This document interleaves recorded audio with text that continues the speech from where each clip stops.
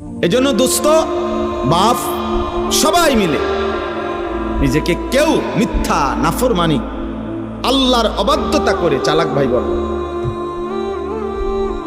তুমি বুদ্ধিমান না ভাইয়া, বাবা আপনি বুদ্ধিমান না। কোনো সুদখোর বুদ্ধিমান হইতে পারে না, কোনো ঘুষখোর বুদ্ধিমান হইতে পারে না, কোনো হারামখোর, কোনো ধোঁকাবাজ, প্রতারক, চোর, ডাকাত, ছিনতাইকারী, অবৈধ সম্পদ উপার্জনকারী, এই বেঈমান নাফরমান বুদ্ধিমান না। কোনো মদখোর, গাঁজাখোর, নেশাখোর, কোনো নারী লোভী চরিত্রহীন যুবক তুমি বুদ্ধিমান না। ইউখাদিউন আল্লাহ ওয়াল্লাযীনা আমানু ওমা ইয়াখদাউনা ইল্লা আনফুসাহুম ওমা ইয়াশউরুন। আল্লাহ তাআলা বলে যারা মুনাফিক, যারা মুখে দাবি করে মুসলমান কিন্তু যারা কর্মে মুনাফিক, যারা নিজেদেরকে জবানে বলে মুসলমান, আমিনান নাসি মান ইয়াকুলু আমান্না বিল্লাহি ওয়া বিল ইয়াউমিল আখির ওমা হুম বিমুমিনিন। আল্লাহ বলে মুখে তো বলে আমি আল্লাহরে মানি, আখিরাতকে মানি, আল্লাহ বলে আমি বলি, ওরা ঈমানদার নয়, মুনাফিক। কর্মে তো প্রমাণ হলো না। তো আল্লাহ তাআলা বলেন ওরা ভাবতেছে আমি আল্লাহকে ধোঁকা দিচ্ছে, ওরা মনে করতেছে আমার ঈমানদার প্রকৃত যারা ইবাদতওয়ালা বান্দা তাদেরকে ধোঁকা দিচ্ছে। আল্লাহ বলে না, শুনো বেঈমান মুনাফিক, তুমি মূলত তোমার নিজেকে ধোঁকা দিচ্ছ, তুমি বুঝতেছ, তুমি তোমাকে ধোঁকা দিচ্ছ। তোমার কারণে নামাজি আটকিবে না, তোমার কারণে সেজদাওয়ালা আটকাবে না, কোন ঈমানদার আটকাবে না, ঠিকই তুমি আটকাই যাবে, ঠিকই তুমি আটকাই যাবে। এই জন্য আমরা প্রত্যেকেই এই প্রতিটা ওয়াজ ছোট বড় প্রত্যেকটা মাহফিলের বয়ানের এটা একটা মূল ফিকির। এই ছোট বড় যত ওয়াজ হয়, ওয়াজ মানে নসিহত, এই উপদেশের মাকসাদ কলিজার পরিবর্তন, জিন্দেগির পরিবর্তন, নিজের মধ্যে ভাবনা আসা, বিবেককে কাজে লাগান, বিবেককে কাজে লাগান। যদি কারো কাছে হালাল হারামের পার্থক্যই না থাকে সে আর মানুষ থাকে না। কোরআনুল কারীমের 6 নম্বর পারা 5 নম্বর সূরা, সূরাটির নাম সূরায়ে মায়েদাহ। এই সূরার 27 নম্বর আয়াত আমি তেলাওয়াত করেছি। এই একটি আয়াতকে সামনে রেখেই সামান্য কয়েকটি কথা আমি আরজ করতে চাই। সবার কাছে অনুরোধ, প্রিয় ভাই ছেলেরা তোমাদের কাছে অনুরোধ, বাবা কারো যদি দুষ্টামি করতে মন চায় চলে গেলে ভালো লাগে, কিন্তু আল্লাহর ওয়াস্তে আলাদা আলাদা মোবাইল না টিপ্পা, কোরআনুল কারীম থেকে অল্প একটু কথা আমরা দিল দিয়ে শুনি, এতে সবার ভালো হবে, আমারও ভালো, আপনাদেরও ভালো, সবার জন্য ভালো। জীবনের 24 ঘন্টা সারাক্ষণ খামখেয়ালি করা, হায়াতের সব টাইম অবহেলায় অবহেলায় গাফলতে কাফলতে শেষ করা, এটা বুদ্ধিমানের কাজ না। এটা একজন সুস্থ স্বাভাবিক মানুষের পরিচয় না। মানুষ বিবেকবান হয়, মানুষ বিচক্ষণ হয়, মানুষ গন্তব্য চিনে, মানুষ ভালো মন্দ বুঝে। আল্লাহ তাআলা কোরআনুল কারীমের মধ্যে বলছেন ওয়ালাকাদ কাররামনা বনি আদম, আমি আল্লাহ আদম সন্তানকে, বনি আদমকে, মানুষকে সম্মানিত করেছি। ওয়া হামালনাহুম ফিল বাররি ওয়াল বাহর, জলে এবং স্থলে সর্বত্রই আমি বনি আদমকে প্রাধান্য দিয়েছি। অর্থাৎ মানুষই প্রকৃত অর্থে সমস্ত সৃষ্টির মধ্যে শ্রেষ্ঠ, সব বিবেচনা, সব আলোকে। তাইলে এই শ্রেষ্ঠত্ব আকলের কারণ, বুদ্ধি, বিবেক, বিবেচনাবোধ এর কারণ, আর নাই তো হাত, পাও, চোখ, নাক, কান। এটা তো অন্যান্য প্রাণীরও আছে। খানা, খাদ্য, খাবার, পেশাব পায়খানা, ঘুম, যৌন চাহিদা পূরণ। তো একটু খাবারের চাহিদা, ঘুম, পেশাব পায়খানার জরুরত, যৌন চাহিদা পূরণ, তো জন্তু জানোয়ারেরও আছে। কুকুর বিড়ালেরও খানা খায়, ঘুম যায়, পেশাব পায়খানা করে। কুকুর বিড়ালও যৌন চাহিদা পূরণ করে, ফলে কুকুরেরও বাচ্চা হয়। তাহলে এটা কোনো বিষয় না। তাহলে মানুষের শ্রেষ্ঠত্ব, সে ভাত খায় এই কারণে না, সে ঘুম যায় এই কারণে না।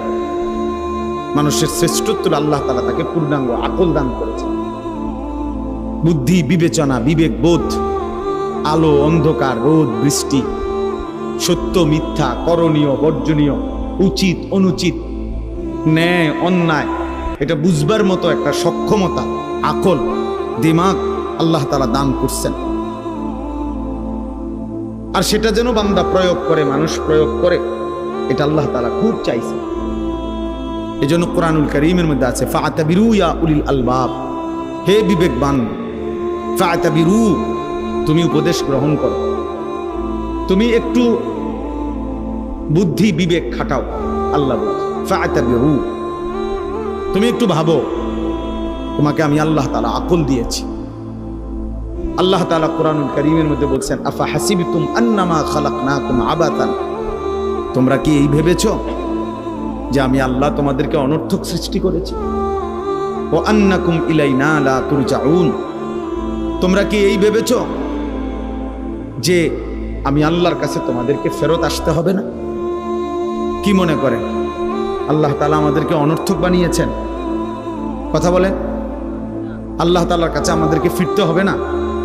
তাইলে কোরআন শরীফে আছে সূরা ইয়াসিনের মধ্যে, পূর্ব জামানার একজন ব্যক্তি ইমানদার, পুরা জাতি বেঈমান, তো সবাই যখন তাকে ঘিরা ধরছে যে তুমি আমাদের এই মূর্তি পাথরের পূজা করো না কেন, তখন তিনি বলছে সমস্ত জাতির মোকাবেলায় একজন ইমানদার, সে বলছে ওমা লিয়া লা আ'বুদুল্লাযী ফাতারানী ওয়া ইলাইহি তুরজাউন, হে আমার জাতি বলো কি তোমরা, আমি কেন সেই আল্লাহর ইবাদত করব না যিনি আমাকে সৃষ্টি করেছেন? আমি তার ইবাদত করব না কেন, অথচ তিনিই তো আমাকে সৃষ্টি করেছেন। ওয়া ইলাইহি তুরজাউন, এবং আমাকে তো তার কাছেই সকলকে, আমাদের সবাইকে ফিরে যেতে হবে। তো যেহেতু তিনি সৃষ্টি করলেন, তার কাছেই ফিরতে হবে, তা আমি তার গোলামি করব না কেন? তো পুরা কওম তাকে ধরে মাইরা শহীদ করে ফেলছে, মেরে ফেলছে। তো মৃত্যুর পূর্ব মুহূর্তে আল্লাহর আদেশে ফেরেশতা এই ইমানদার ব্যক্তিটার সামনে তার জান্নাত, তার জান কবজ রুহু যাওয়ার আগ মুহূর্তে তুলে ধরছে। তুলে ফেরেশতা বলছে সামনে আইনা জান্নাত, কিলা দুখুলিল জান্নাহ, হে ইমানদার এই জান্নাতে ঢোকো। তখন এই ইমানদার বলছে ক্বালা ইয়া লাইতা কওমি ইয়ালামুন, হায় আমার জাতি যদি বুঝতো, জানতো যে তারা আমাকে হত্যা করে তারা লাভবান হয় নাই, বরং আমারে আল্লাহ মাফ করে দিছে আর আল্লাহর সম্মানিত বান্দাদের অন্তর্ভুক্ত করে দিয়েছে। বিমা গাফারা লি রব্বি ওয়া জাআলানি মিনাল মুকরামিন, আমারে তো আল্লাহ মাফ করে দিছে, আমারে তো জান্নাত দেখাই দিছে, আমারে তো জান্নাতি সম্মানিত বান্দাদের অন্তর্ভুক্ত করে দিয়েছে। তাহলে ওরা না মনে করছে মাইরে লাইলাম, শোয়াই লাইলাম, হত্যা করে ফেললাম, কিন্তু তারা যদি জানতো, দেখতো যে দৃশ্য জান্নাত আমি দেখতেছি, তাইলে তারা বুঝতো আহা আল্লাহ তো আমাকে দামি বানায় দিয়েছে। এই জন্য ভাই আল্লাহ তাআলা আমাদেরকে মানুষ বানিয়েছেন। আজকে তোমরা অনেক ছেলে পেলে সুস্থ সবল, শরীর স্বাস্থ্য মেধা যৌবন সব ঠিক আছে, পাগলও না ছাগলও না, প্রতিবন্ধী না মাতাল না, সুস্থ মানুষ। অথচ তোমাদের শত শত ছেলে পেলের দিমাগে আল্লাহ তাআলার কোনো কথাই ধরে না, হালাল হারাম জায়েজ না জায়েজ, করণীয় বর্জনীয় কোনো অনুভূতিই নাই। আহা, এক জন্তু জানোয়ারের মতো জীবন, যে জানোয়ারের জীবনের মধ্যে কোনটা বৈধ কোনটা অবৈধ, হালাল কোনটা হারাম কোনটা মাকেও দেখে, রাস্তার নারীকেও দেখে, বোনের দিকেও তাকায়, মোবাইলের উলঙ্গ ছবির দিকেও তাকায়। তাহলে এ তো হালাল হারাম কোনটার অনুভূতি নাই। এ তো জানোয়ারের আখলাক, জন্তুর আখলাক। এই জন্য এটা বোঝা উচিত। আল্লাহ তাআলা আমাদেরকে মানুষ বানিয়েছেন। ইন্না খালাকনাল ইনসানা, আল্লাহ বলছেন নিশ্চয় আমি মানুষ বানিয়েছি। লাকাদ খালাকনাল ইনসানা, আমি আল্লাহই মানুষ বানিয়েছি। ফি আহসানি তাকওয়িম, সবচেয়ে সুন্দর আকৃতিতে, সবকিছুতে শ্রেষ্ঠ বানাইছি আমি মানুষকে। এই জন্য এই বাবারা আছেন, জওয়ান ছেলে তোমরা আছো, আমরা সবাই এটা ভাবা উচিত যে আমাদেরকে আল্লাহর কাছে ফিরে যেতে হবে এবং আল্লাহ তাআলা আমাদেরকে অনর্থক বানান নাই। আল্লাহ তাআলা বলছে ফাজআলনাহু সামিআন বাসীরা, আমি আমার প্রতিটা মানুষকে, বান্দাকে শুনবার এবং দেখবার যোগ্যতা দিয়েছি। ইন্না হাদাইনাহু সাবিলা, এবং আমি প্রত্যেকটা মানুষের জন্য আমার হেদায়েতের রাস্তা বলে দিয়েছি। এরপরে আমি দেখতেছি ইম্মা শাকিরান ওয়া ইম্মা কাফুরা, একে তো তাকে আমি শরীরে চোখ, নাক, কান, হাত, পাও, অঙ্গ প্রত্যঙ্গ দিয়েছি, আবার আমার হেদায়েতের রাস্তাও বলে দিয়েছি। আমি নবী পাঠাইছি, রসুল পাঠাইছি, নবী রসুলদের পরবর্তী উলামা, বুজুর্গ, আউলিয়া, মাশায়েখ তাদেরকেও পৃথিবীতে পাঠিয়েছি। আমি আমার আসমানি কিতাব পাঠিয়েছি, তাহলে সব ব্যবস্থাপনা দিছি।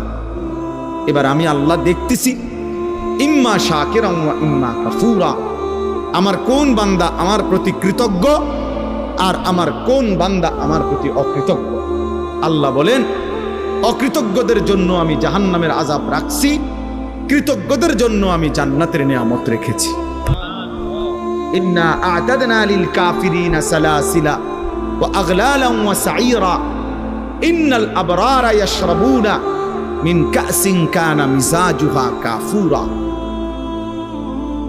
এজন্য দোস্ত, বাপ, সবাই মিলে নিজেকে কেউ মিথ্যা, নাফরমানি, আল্লাহর অবাধ্যতা করে চালাক ভাই বল।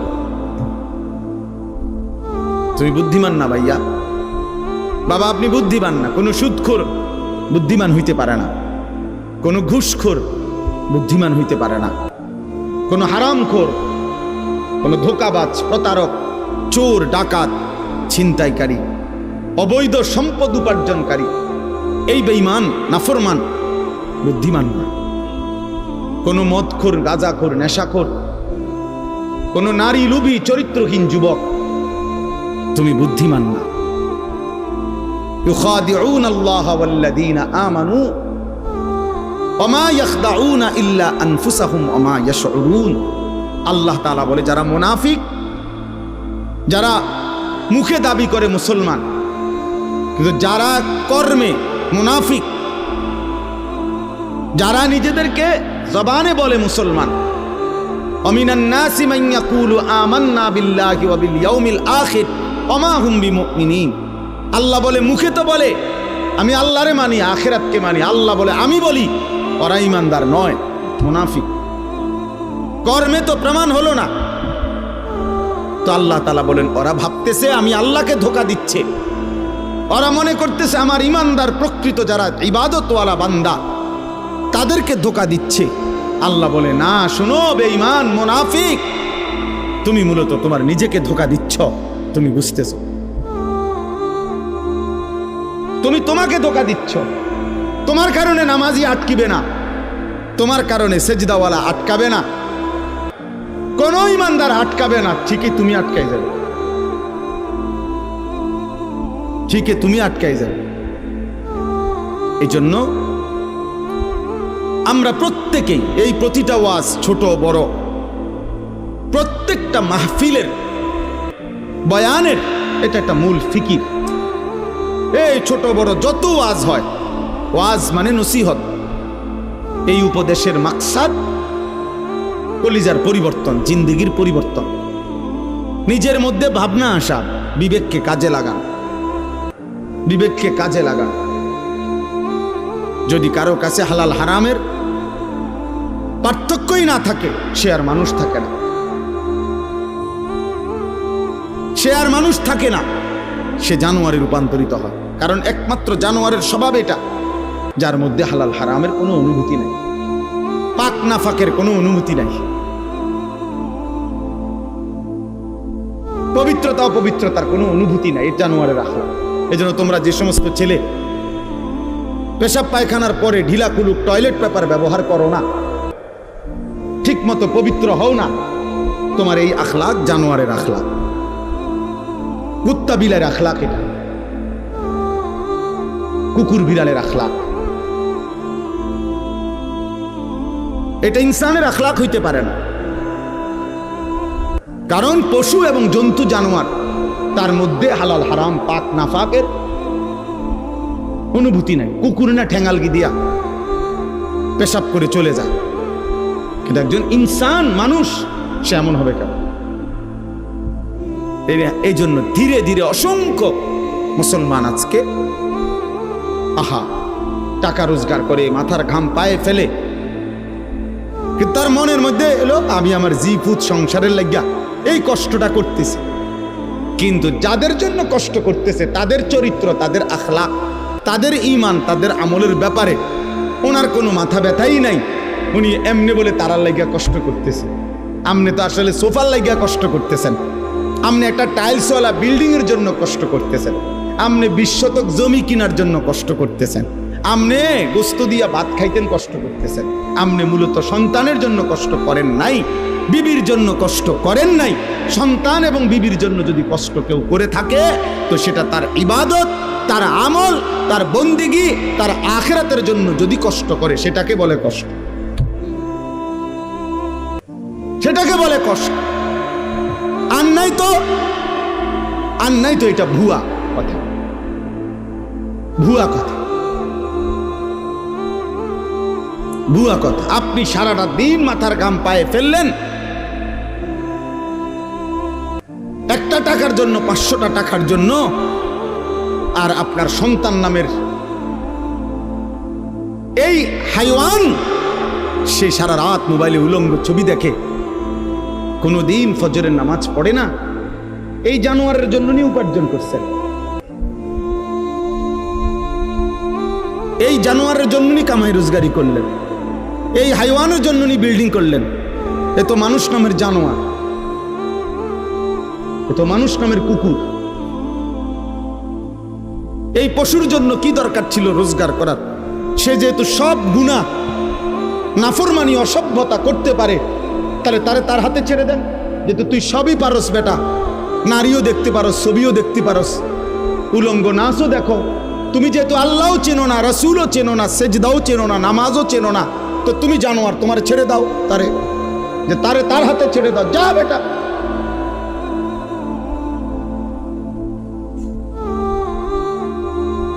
না, সব হে পারে। অপদার্থ মা বাপ মনে করে তে শুধু গড় করতে পারতো না, আমার দায়িত্ব তারে গড় করে দাও, আমার দায়িত্ব তারে বাজার করে আন খাওয়ান।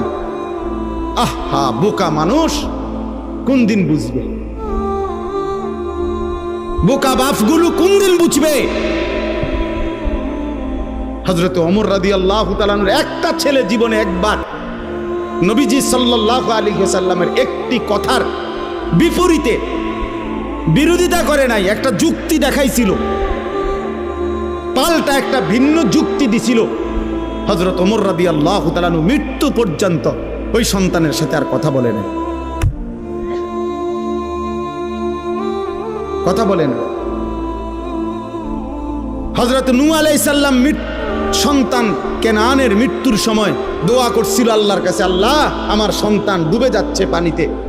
আল্লাহ নিষেধ করছে, ইন্নাহু লাইসা মিন আলিক, কোরআনের আয়াত। আল্লাহ বলছে, হে নূহ সাবধান, এটা তোমার সন্তান নয়। ইন্নাহু আমালুন গায়রু সালেহ, এটা বেআমল, গায়রু সালেহ, এর সমস্ত কর্ম অসৎ কর্ম, এ নাফরমান, আল্লাহকে সেজদা দেয় নাই, মালিকের গোলামি করে নাই, এটা তোমার সন্তান হইতে পারে না। এজন্য এই ছেলে তোমাদেরকে বলি, বাবা তোমরা যারা নামাজ পড়ো না, তোমরা যারা চরিত্রহীন নারী, ছবি, উলঙ্গ দৃশ্য, মোবাইলের নাচ গান, আর এই অসভ্যতা দিয়ে তোমাদের যাদের জীবন, তুই মনে রাখিস তুই কোনো মুসলমানের বাচ্চা না, তুই কোনো মোমেনের বাচ্চা না। হ্যাঁ হ্যাঁ, সাফ কথা, এটা কোরআন বলছে।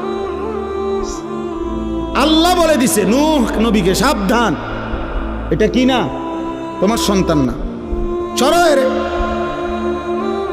ফালা তাসআলনি, আল্লাহ তাআলা বলছে হে নূহ সাবধান, আমার কাছে এর ব্যাপারে কিছু চাইবা না, সাবধান। ফালা তাসআলনি, আমার কাছে কিছু চেয়েও না, হাত উঠাইবা না, নামো। নূহ আলাইহিস সালাম হাত নামায় ফেলছে, হাত নামায় ফেলছে। এজন্য বেঈমান মুমিনের সন্তান হয় না, নাফরমান ইমানদারের সন্তান হয় না। আল্লাহ আমাদেরকে বুঝ দান করে, আল্লাহ আমাদেরকে ফিকির দান করে। এই আয়াতের মধ্যে মহান আল্লাহ পাক রব্বুল আলামিন কোরবানির ইতিহাস শুরু উল্লেখ করছেন।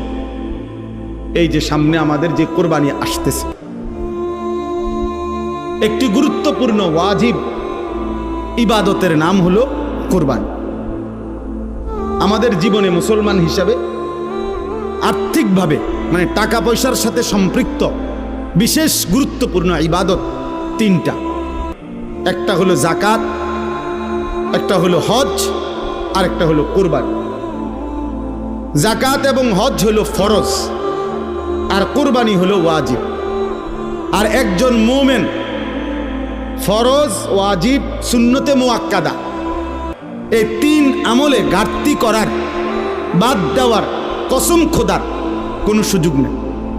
তারে মুমিনই বলে না, তারে ইমানদার বলার কোনো সুযোগই নাই যার জীবনে ফরজ নাই, যার জীবনে ওয়াজিব নাই, যার জীবনে সুন্নতে মুআক্কাদা নাই, এ কোনো মুমিনে না। এজন্য মুমিন এটুকু করতেই হবে।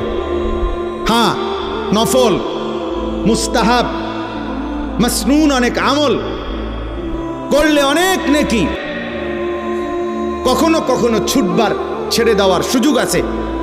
কিন্তু একজন মুমিন ইমানদার মুসলিম পরিচয়ধারী, তার জন্য ফরজ ওয়াজিব ছেড়ে দেওয়ার, সুন্নতে মুআক্কাদা ছেড়ে দেওয়ার কোনো অনুমতি নেই। রাসূলুল্লাহ সাল্লাল্লাহু আলাইহি সাল্লাম বলছে, যেমন ফজরের নামাজের 2 রাকাত সুন্নত ফরজের আগে, সুন্নতে মুআক্কাদা। নবীজি বলছে তোমারে যদি ঘোড়ায় পিষ্ট করে ফেলে, অর্থাৎ তোমায় যদি ঘোড়ার পায়ের নিচেও পড়ে যাও, এত বেশি আহত হইছ যে ঘোড়ায় তোমারে পায়ে পাড়ায় এলাইছে, আল্লাহ রসুল বলছে তবুও ফজরের 2 রাকাত সুন্নত নামাজ ছেড়ে দিও না। সুন্নতে মুআক্কাদার প্রতি নবী এতটা গুরুত্ব দিয়েছেন। নবীজি সাল্লাল্লাহু আলাইহি সাল্লাম বলছেন, মান ওয়াজাদা সাআতান লিআন ইউদাহিয়া ওয়া লাম ইউদাহি ফালা ইয়াকরাবান্না মুসাল্লানা। সরাসরি হাদিস। যার সামর্থ্য ছিল অথচ কোরবানি করলো না, ওয়াজিব আদায় করলো না, আল্লাহর নবী সাল্লাল্লাহু আলাইহি সাল্লাম বলেন ওই নাফরমান যেন আমাদের ঈদগাহে, আমাদের নামাজের জায়গায়, মুসল্লা, ঈদগাহ, সেখানে যেন না আসে। হ্যাঁ, 24 ঘন্টা জিন্দিগি যাদের খামখেয়ালি, তাদের জীবন কখনোই থামে না। কি আল্লাহর ঘর, কি আলেম, কোন জায়গায়, কি মসজিদ, কি জুমা, আহা, যে শাহওয়াতের কাছে বন্দী হয়ে যায়, নফসের কাছে যে বন্দী হয়ে যায়, ইবলিস শয়তানের হাতে যে বন্দী হয়ে যায়, বন্ধু, তার পরিবর্তন বড় কঠিন হয়, বড় কঠিন।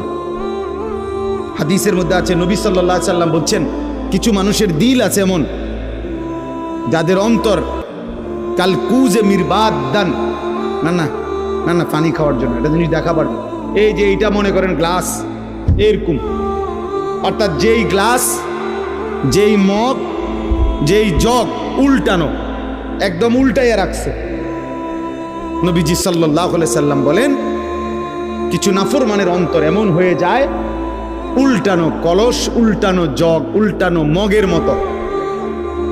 ফলে আটলান্টিক মহাসাগরের পানিও যদি এইবার এইটার উপরে ঢালে, এটা পুরবে না, কারণ এটা তো উল্টানো। তো রাসূলুল্লাহ সাল্লাল্লাহু আলাইহি সাল্লাম বলে, লা ইয়ারিফু মা'রুফান ওয়ালা ইউনকিরু মুনকারান। আহা, বদনসিব তখন এমন হয়ে যায়, কোন নেক কাজ তার কাছে আর মনে পড়ে না, কোন গুনাহ থেকে বেঁচে থাকার আর তৌফিক হয়। ওই জীবন তখন লানতের জীবন হয়। ওই জীবন তখন ভাই সিরিয়াল শয়তান তাকে তার গোলাম বানায়, একটার পর একটা গুনাহ। একবার মদ খায়, একবার বিড়ি খায়, একবার নারী দেখে, একবার জেনা করে, আরেকবার জেনার ছবি দেখে, আরেকবার মনে করেন একজনের ফাঁসাত লাত্তি দিয়ে লাইছে, আরেকজনের কোপ দিয়ে লাইছে, আরেকজন আরেক রাস্তার মেয়ের পিছনে পিছনে ঘুরতেছে। মানে পাগলে কি করে তার আর কোনো কি নাই, জীবনের কোনো সিরিয়াল নেই, হায়াতের কোনো আর কি নাই, কিছুই নাই। শয়তানের এমন গোলাম হয়, নফসের এমন গোলাম হয়, আহা, জীবন তখন আর কোনো কিছুতেই লজ্জাবোধ হয় না, লজ্জাবোধ হয় না। অনেক ছেলে পেলে দেখেন, মসজিদ দেখা যায়, নামাজ হইতেছে, মসজিদের পাশে রাস্তার পাশে দাঁড়াইয়া জানোয়ার মুসলমানের বাচ্চা অনবরত মোবাইল টিপতেছে, হাসতেছে, লাথি দিতে আছে, ওইতের চুল ধরে টানতে আছে। আহা, হায় হায় হায়, কে তারে আল্লাহ বুলাইয়া দিল, কে তারে নামাজ বুলাইয়া দিল, জাহান্নামের রাস্তা দেখাই দিল। ওহো, আফসুস, আফসুস ওই জীবনের। এই জন্য বললাম ভাই, আল্লাহ নবী সাল্লাল্লাহু আলাইহি সাল্লাম বলেন, সে যেন আমাদের মুসল্লাতে না আসে, অর্থাৎ ওয়াজিব কুরবানিও ছেড়ে দেওয়ার কারণে নবীজি এত বড় ধমক দিছে। তাহলে ওই যে সুন্নতে মুআক্কাদার উদাহরণ দিলাম, নবীজি বলছে যদি ঘোড়ায় তোমারে পিষে ফেলে তবুও সুন্নতে মুআক্কাদা ছেড়ো না। আর এখানে বললেন ওয়াজিব ছেড়ে দিলে তুমি নাফরমান, আমাদের সাথে নামাজ পড়তে আইসো না। এবার আছেন হজ, একটি ফরজ ইবাদত হজ। আল্লাহ নবী সাল্লাল্লাহু আলাইহি সাল্লাম বলেছেন, মান লাম ইয়ামনাহু মিনাল হজ্জি হাজাতুন যাহিরা আও সুলতানুন জায়ের আও মারাদুন হাবিস ফামাতা ওয়া লাম ইয়াহুজ্জা ফালিয়ামুত ইনশাআ ইয়াহুদিয়ান ওয়া ইনশাআ নাসরানিয়ান। নবীজি বলেন, তিনটি কারণ ব্যতীত সামর্থ্য থাকার পরেও যে হজ না করে মরে গেল, তিনটি কারণ। এক নাম্বার কারণ হলো প্রকাশ্য এমন কোনো কারণ, এমন কোনো প্রয়োজন, যেই প্রয়োজনের কারণে কোনোভাবেই এই মুহূর্তে সে হজে যাইতে পারতেছে না, অথবা বাদশাহ রাষ্ট্রীয় কোনো আইন কানুনের কারণে সে যাইতে পারতেছে না, অথবা এমন প্রচণ্ড অসুস্থ যেই অসুস্থের কারণে যাইতে পারতেছে না। আল্লাহ নবী বলেন, এই কারণ ব্যতীত যদি ইচ্ছা করে হজ ফরজ হওয়ার পরেও হজ না করে মৃত্যুবরণ করল, রাসূলুল্লাহ সাল্লাল্লাহু আলাইহি সাল্লাম বলেন, ওই নাফরমান সে যেন ইহুদি হয়ে মরুক অথবা খ্রিস্টান হয়ে মরুক, আমি জানি না। নবীজি বলছে, আমি জানি না এটা ইহুদি মরল না খ্রিস্টান মরল। আহ, নবী যদি বলে এই কথা, তো সুপারিশ করবে কে? কথা বলেন না, হাউজে কাউসারের পানি দিবে কে? তাই তিনি যদি এ কথা বলে যে নাফরমান আমি জানি না, এই ইচ্ছা করে সামর্থ্য থাকার পরেও যে হজ করলো না, তোর মৃত্যু কি ইহুদির মৃত্যু হলো নাকি খ্রিস্টানের মরণ হইল, আমি রাসূল জানি না। তো এইবার তাকে সুপারিশ করবে কে? এবার তাকে হাউজে কাউসারের পানি দেবে কে? তার আর আশ্রয় কে? আখিরাতে হাসরের ময়দানে তার সহায় কে? আমাদের সমাজে লক্ষ লক্ষ মানুষের উপরে, কোটি কোটি মুসলমানের উপরে হজ ফরজ। প্রতি বছর কিছু মানুষ হজে যায়, এটা তো বিষয় না। একটি দেশের থেকে কিছু লোক হজে গেলেই হজ আদায় হয়, বিষয়টা এটা না। যত জনের উপরে মুসলমান হজ ফরজ, আপনার জন্য বাধ্যতামূলক হজ করতে হবে। কত লক্ষ মুসলমানের উপরে কোরবানি ওয়াজিব। এলাকায় কোরবানি হয়, এটা বড় কথা না। যত জনের উপরে কোরবানি ওয়াজিব, ততজন দিচ্ছে কিনা এটা দেখার বিষয়, এটা দেখার বিষয়। ছেলে বিদেশ থাকে, 2 ছেলে, এক ছেলে ঢাকা শহরে থাকে, মনে করেন 3 ছেলে। বাপের জমি জমা ব্যাংক ব্যালেন্স আছে, মায়ের স্বর্ণ গহনা এবং মার কাছেও জমা টাকা আছে। তাইলে এখানে কোরবানি ওয়াজিব হইল প্রায় 5 জনের। ছেলে 3 জন, বাপ 1 জন, মা 1 জন, 3 ফুতে মিল্লা বিদেশতে টাকা পাঠাইছে। বাড়িতে আব্বার নামে বা মার নামে অথবা আব্বা মা 2 জনের নামে কোরবানি দিছে, দিয়া গোস্ত ভাগ করে সবার ঘরে ঘরে বন্টন করে দিয়ে দিছে, ফুট সবার ঘরে ঘরে কোরবানি আদায় হয়ে গেছে। এটা নিয়ে কোরবানি। সবাই মিল্লা বুঝি গোস্ত খানার ব্যবস্থা করা, এর নাম নিয়ে কোরবানি। তাইলে কোরবানি তো গোস্ত খাওয়া না, কোরবানি তো একটি ওয়াজিব আদায় করা। গোস্ত তো আমরা সারাবো, গরুর গোস্ত তো পৃথিবীর কোনো আশ্চর্য বস্তু না যে এটা কোরবানির দিন ছাড়া আর কেউ মানুষ দেখে না। ছাগলের গোস্ত তো আশ্চর্য কিছু না, এটা তো গতানুগতিক একটি আমল, চলতেছে এই গোস্ত খাওয়া। তাহলে কোরবানিটা কি? কোরবানি আল্লাহ তাআলার ইবাদত, কোরবানি ওয়াজিব আমল।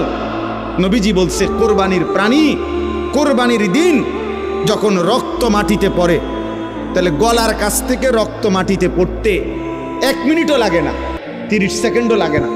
ওয়া ইন্নাদ দামা লা ইয়াকাউ মিনাল্লাহি বিমাকানিন ক্বাবলা আন ইয়াকা মিনাল আরদ। নবীজি বলেন কোরবানির দিন কোরবানির প্রাণীর রক্ত জমিনে পড়বার আগে আগেই আল্লাহ তাআলার আরশে মালিকের কাছে পৌঁছে যায়। এই জন্য কোরবান শব্দের অর্থ কি? নৈকট্য হাসিল করা। বান্দা এই পশু জবাইয়ের মাধ্যমে 30 সেকেন্ডে 20 সেকেন্ডে রক্ত মাটিতে পড়বার আগেই আল্লাহর কোরব, আল্লাহর নৈকট্য হাসিল করে ফেলে। এই জন্য এই ইবাদতটাকে কোরবান বলে, এই জন্য বলে কোরবান। তাহলে এটা দেখতে যদিও মনে হয় এক শরীক কোরবানি, দেখতে যদিও মনে হয় একটা ছাগল জবাই, কিন্তু খোদার কসম এর অন্তর্নিহিত মর্মার্থ অনেক গভীর, অনেক গভীর, অনেক গভীর। নবীজি সাল্লাল্লাহু আলাইহি ওয়াসাল্লাম বলেন মা আমিলা আদমিয়ুন মিন আমালি ইয়াউমিন নাহর আহাব্বা ইলাল্লাহ মিন ইহরাকিদ দাম। কোরবানির দিন সমস্ত ইমানদাররা যত আমল করে তন্মধ্যে সর্বশ্রেষ্ঠ আল্লাহর প্রিয় আমল এই প্রাণী জবাই করা, এই প্রাণীটা জবাই। কোরআনে আল্লাহ বলছেন ওয়ায়াযকুরু ইসমাল্লাহি ফি আইয়ামিন মা'লুমাতিন আলা মা রাযাকাহুম মিন বাহিমাতিল আনআম। আল্লাহ বলেন কোরবানির দিন নির্দিষ্ট এই সময়ে ওই প্রাণীটাকে যখন জবাই করে, ওই সময়ে যে আমার আল্লাহ বলে, আমার নাম বলে, আল্লাহু আকবার বলে যে চিৎকার দেয় বান্দা সবাই, এই আমার নামের চিৎকার, আমার আওয়াজ, আমার জিকির আমি আল্লাহ এইটা শুনবার জন্যই কোরবানির হুকুম দান করেছি। তাহলে কোরবানির মধ্যে বান্দা আল্লাহর খুব দ্রুত গতিতে 20 সেকেন্ডেই 10 সেকেন্ডে আল্লাহর নৈকট্য হাসিল করে।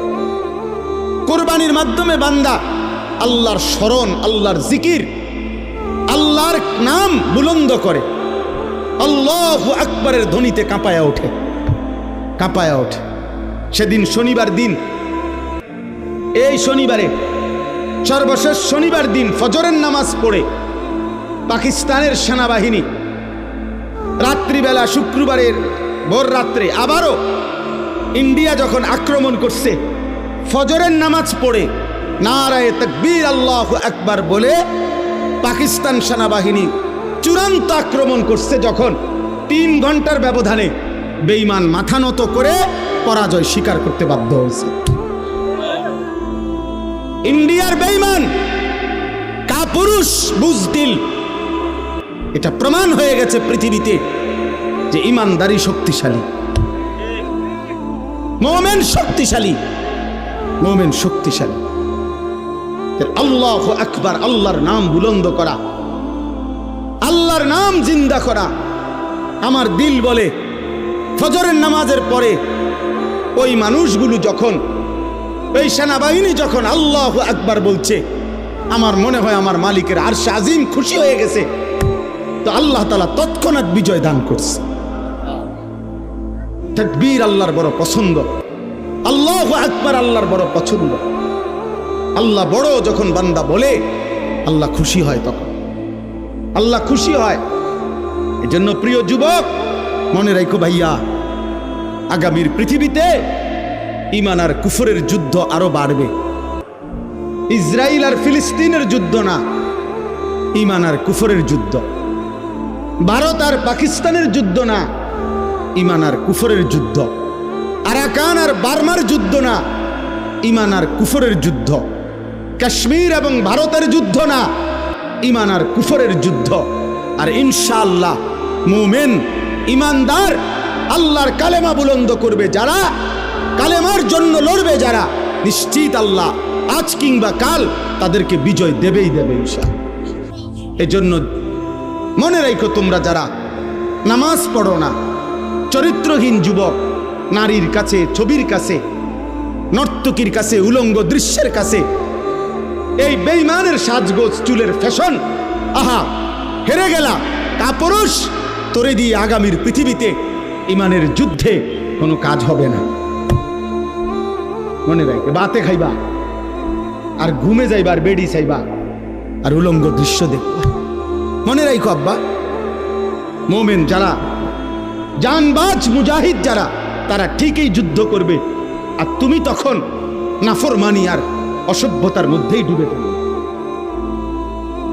এজন্য যদি বুঝ থাকে, দিমাগ থাকে, তো ফিরে আসো। একজন হইলে একজন, দুইজন হইলে দুইজন, এটা জরুরি আমাদের জন্য, এটা জরুরি, এটা আমাদের জন্য বাধ্যতামূলক, আমাদের জন্য এটা জরুরি। আল্লাহ তাআলা আমাদেরকে হিম্মত দান করেন। যুবক ছেলেদের কাছে আমার এটা অনুরোধ, নওজোয়ান, তোমরা যদি অব্যাহত গুনাহ নাফরমানির মধ্যে ডুবে থাকো, তাহলে আগামীর ইসলামের জন্য লড়বে কে? সারাদিনে যদি এক ওয়াক্ত নামাজ পড়তে তোমাদের মন না চায়, প্রিয় ভাই, আল্লাহকে সেজদা দিবে কে? তাইলে নবী সাল্লাল্লাহু আলাইহি সাল্লামের 23 বছরের চোখের পানি, রক্ত ঝরা দিন এই জমিনে বাস্তবায়ন করবে কে? তাহলে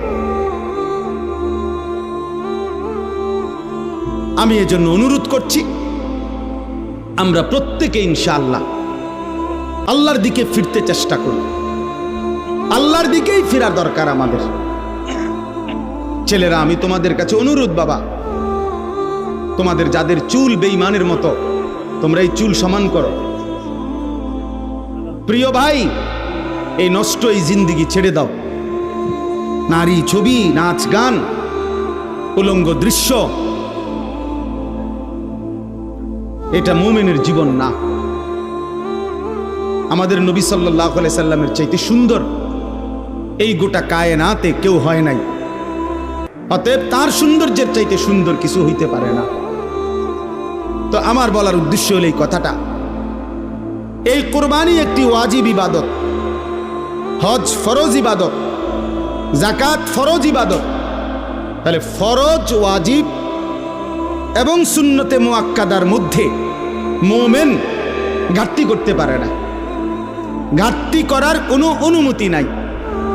এই জন্য এই আয়াতের আলোকে এই প্রথম কথা, এটা প্রত্যেকের কাছে আমার অনুরোধ, যারাই বুঝেন, না বুঝলে নাই, আমার বলা আমি বললাম, প্রত্যেক উপার্জনকারী যিনি টাকা রোজগার করেন, বিদেশে থাইকা হোক, দেশে থাইকা হোক, বিবাহিত হোক অবিবাহিত হোক, একসাথে সংসার হোক ভিন্ন ভিন্ন সংসার হোক, প্রত্যেকের কাছে অনুরোধ হলো বাবা ভাই এবং মহিলাও, যাদের কাছে, যে সমস্ত মহিলাদের কাছে স্বর্ণ অলংকার আছে এবং কিছু জমা টাকা আছে, মনে করেন 1 বড়ি 1.5 বড়ি স্বর্ণ আছে, 5-10 হাজার টাকা আছে জমা, এই মহিলারাও এবং পুরুষরাও, বিবাহিত যুবক অবিবাহিত যুবক, নারী পুরুষ যিনি রোজগার করেন, আকেল বালেগ, তাদের উচিত একজন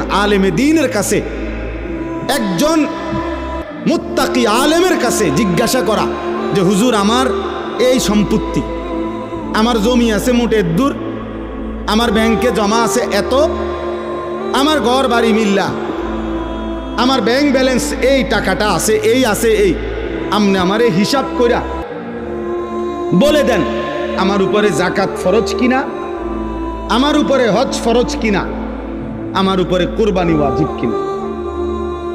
প্রত্যেকে যদি একজন একজন যার যার সুবিধা মতো একজন আলেমে দ্বীনের কাছে জেনে নেন, আপনার জন্য সহজ। আমি বুঝি নাই, আমরা গ্রামের মানুষ, হুজুর আমরা কোন রকম দিন আইনা দিনকে আমরা এত ফেস করলে হবনি, এই সমস্ত বাটফারি কথা, সিটারি কথা, এগুলো বললে হবে না। আপনি বুঝেন না, গ্রামের 14 গোষ্ঠীর যত ফ্যাঁস আপনি সব বুঝেন। চা দোকানে বুড়া বেটার গপ শুনলে মনে হয় যেন বেটা গোটা পৃথিবী চালায়। হ্যাঁ, এমন লম্বা লম্বা কথা কয় যেন গোটা বিশ্ব বুদ্ধি হেবড়া। উনি বলে বুঝে না, আখেরাতের বেলায় আসলে কিচ্ছু বুঝে না। আর গ্রামের যত গন্ডগোল করা দরকার সব উনি বুঝে। তাইলে আপনি বুঝেন না কি? আবার আপনি বুঝেন না তো বুঝে নিবেন, জানেন না তো জেনে নিবেন। আল্লাহর এই জমিনে মানুষের দ্বীনি রাহনুমাই, দ্বীনি পথ প্রদর্শনের জন্য সর্বযুগে আল্লাহর কুদরতি নিজাম, এটা কোরআনে আছে। আল্লাহ প্রত্যেক যুগের মানুষের জন্য উপযুক্ত আল্লাহ তাআলা পথ প্রদর্শক, ভয় প্রদর্শনকারী, দ্বীন ও ঈমানের বুঝাইয়া দেওয়ার যোগ্যতা সম্পূর্ণ আলেম। খোদার কসম, সূর্য উঠলে এই জমিনে আল্লাহ তাআলা ব্যবস্থা রাখবে, ছিল, আছে, থাকবে। এজন্য উলামায়ে কেরাম, কোরআন, ইসলাম, সুন্নাহ এটা কিয়ামত পর্যন্ত ছিল, আছে, থাকবে। এই জন্য সর্বযুগে উলামায়ে কেরামের বিরুদ্ধে যে গেছে, শেষ পর্যন্ত 16 বছর পরে হোক আর 48 বছর পরে হোক, উনি ভাগছে উলামায়ে কেরাম আছে, দ্বীন আছে, ইসলামও আছে, ইসলাম আছে। এজন্য বাংলাদেশে মামুনুল হক আগের জায়গাতেই আছে, ফ্যাসিস্ট পলায় গেছে, জালেম পলায় গেছে, মামুন ঠিকই আছে। এজন্য এটাই বাস্তবতা যে দ্বীন শিখেন, আল্লাহকে চিনেন, আখিরাতকে বুঝেন, নিজের ঈমান, নিজের আমল, নিজের আখিরাত সুন্দর করেন। আগামীর পৃথিবী যুদ্ধমুখর পৃথিবী, আগামীর পৃথিবী যুদ্ধমুখর পৃথিবী। অল্প কথায় লাগিয়া যায়, অল্প কথায় সামান্যতেই লাগিয়া যায়, দামাদাম প্রত্যেকে অস্ত্র খুলে ফেলে, ট্রিগারে টিপ দিয়া ফেলে। অর্থাৎ এই সময়ে হিম্মত, ঈমান, মহান আল্লাহর সাথে সম্পর্ক ছাড়া মুমিনের বিজয় আসবে না। আমাদের ফিলিস্তিন, আমাদের আরাকান, আমাদের কাশ্মীর, কোনোটারই সমাধান ওই ইউরোপ, জাতিসংঘ, ওই বেঈমান কারো বুদ্ধিতে পরামর্শ হবে না। আমাদের আল্লাহই আমাদের সমাধান, আমাদের রক্ত, আমাদের শাহাদাত, আমাদের জিহাদ, এটাই সমাধান। এই জন্য আমি সবার কাছে অনুরোধ করছি, সামনের কুরবানি প্রত্যেকেই মাসআলা বুঝে, দ্বীন বুঝে পালন করবেন। আর শেষ কথা হলো, ইন্নামা ইয়াতাকাব্বালুল্লাহু মিনাল মুত্তাকিন। আল্লাহ একেবারে আদম আলাইহিস সালামের জামানায় বলে দিছে যে গুনাহ থেকে পবিত্র থেকে যে ইবাদত করে, আল্লাহ কেবল তার ইবাদত কবুল করে।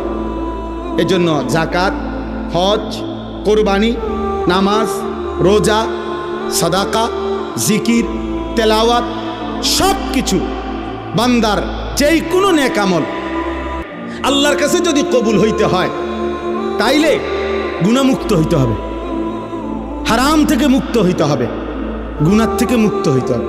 মানুষের স্লোগান আর আল্লাহর কবুল এক কথা না। কথা বুঝেন নাই আপনি? আপনার টাকা, সুদের টাকা আপনার কোরবানি দিছে, হবে না, হবে না, কবুল হবে না, আর শাজিমে যাবে না।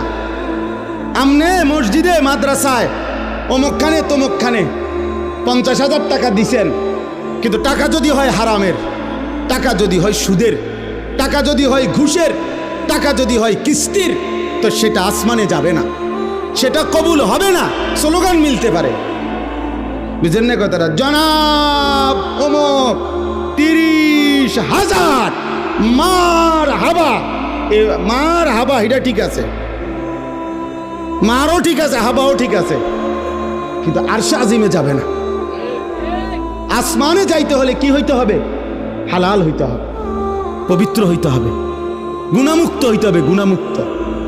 অতএব গুনাহমুক্ত ইবাদত, আমার নামাজ, আমার রোজা, আমার হজ, আমার যাকাত, আমার সব কিছু যেন আল্লাহ এবং তার রসুলের নির্দেশনা মতো হয়। আল্লাহ আমাদেরকে তৌফিক দেন, কবুল করেন। এই সাউতুল হেরা মাদ্রাসা আল্লাহ তাআলা কবুল করে নেন এবং ইত্তেহাদুল উলামা পরিষদকে আল্লাহ কবুল